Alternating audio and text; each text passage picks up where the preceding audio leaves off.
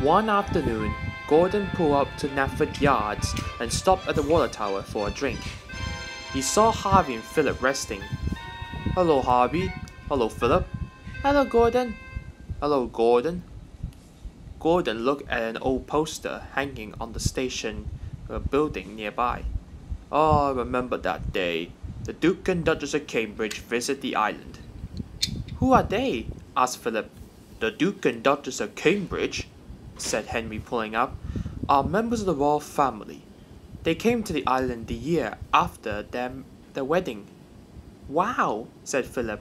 "I would like to know what happened on that day." "Okay then, little Philip," said Gordon. "And here it is." Excuse me, Gordon," said Harvey. "I never know what happened on that day because I wasn't invited." "Oh yes," said Henry. "You were elsewhere."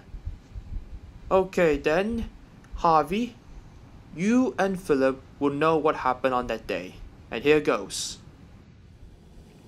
It was a bustling day on the island of Sodor, and Thomas was feeling very tired. "Oh boy, lots of passengers today." "I don't mind," said James. "More people will admire my shiny red paint."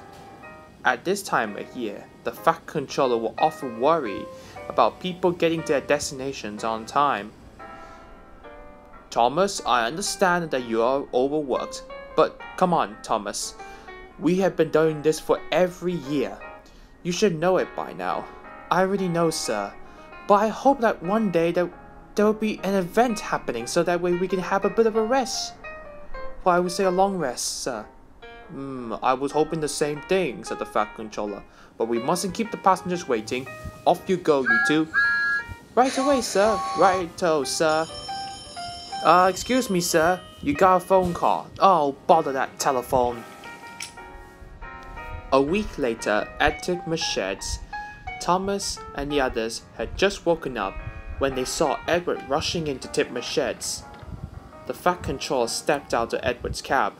"Good news, everyone," he said. "The Duke and Duchess of Cambridge are coming to visit the island of Sodor." The engines were surprised. "Really, sir?" said Henry. "Yes, they'll be coming tomorrow morning." "Tomorrow morning?" the engines cried out. "I know about it, but we must put on a best impression for them." The engines whistled in delight. "Silence!" He held out his hands for silence. "Okay, now I want all of you to get ready." "But what about the royal engine, sir? Are one of us gonna pull it?" The Fat Controller didn't say a word, and he just walked away, leaving the engines to question themselves that who will pull the royal train. "Obviously, I won't be chosen to pull the train, although I would like to be clearing the line again, just like that day when the Queen came after her coronation." "Yes, I remember that," said Gordon. "I pulled that train. I hope I get to do it again this year." "No, let me. I want to try it out." "Well, obviously, I was originally supposed to do it, but I couldn't." "Well, obviously, because you got paint on yourself." "Ha ha, very funny, Percy." Alright, you guys," said Duck. "I know you're all really excited about it, but we got a job to do." Everyone else had to agree with Duck. Henry pulled into Netford station and saw the Fat Controller standing on the platform. "Sir, please give me a chance and pull the royal train. I know what happened the last time I tried to pull the royal train." Sorry, Henry. The Duke and Duchess of Cambridge have made their minds. They already selected an engine already." "Who is it exactly?" said Henry. "Yeah," said Percy, who just pulled up. "You will have to wait and see." Henry and Percy looked at each other, very curious. "So," said James. "Well, actually, I just heard something that's not good." "What is it?" "The Duke and Duchess of Cambridge have already arranged an engine to bring them to Sodor." "What?" said Gordon. "Yeah, and it's someone that we knew. I wonder what it could be." "Well, we'll just have to wait and see," said Toby. "That's right," said Edward. "More important, we gotta get everyone to Netford Station. There will be a large amount of people from all over the island eager to catch an eye on both of them.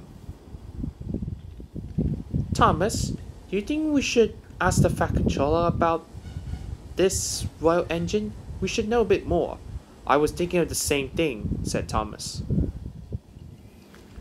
Gordon and Thomas returned to Knapford Station at the same time. Please, sir, one at a time, said the Fat Controller. Yes, Thomas? Well, I would like to know more about this royal engine. Ah, yes. I was about to talk to you, Gordon. Me, sir, said Gordon. Yes. Well, I heard about these two engines coming to the island, and I thought it would be much more suitable that you should help them to finish up the final stretch. Really, sir? Of course. And these two are going to be a lot more exhausted than you. What do you mean by that? Said Gordon. Well, you might know these two very, very, very, very, very well, and you've gone with them very well. You'll just have to wait and see. Okay then. Thomas, I would like you to shunt the coaches on the day itself. Okay then, sir. The day came. Thomas busy sorting out the coaches in the yards, while all the engines are busy bringing peoples from the towns to Knapford Station.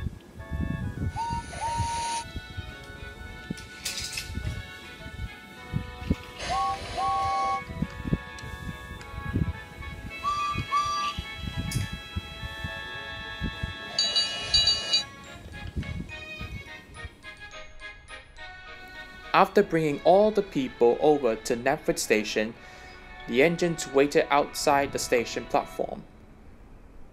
Then they can hear Gordon's whistle and two very familiar whistles. They sound familiar, said Thomas, but I can't remember.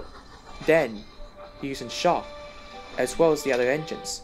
It can't be, said James, and it was Gordon pulling into the station with Stepney and Wilbert.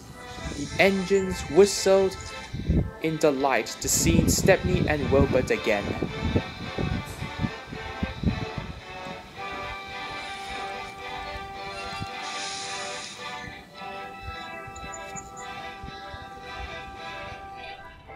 The Fat Controller and the Mayor of Sodor stood to attention.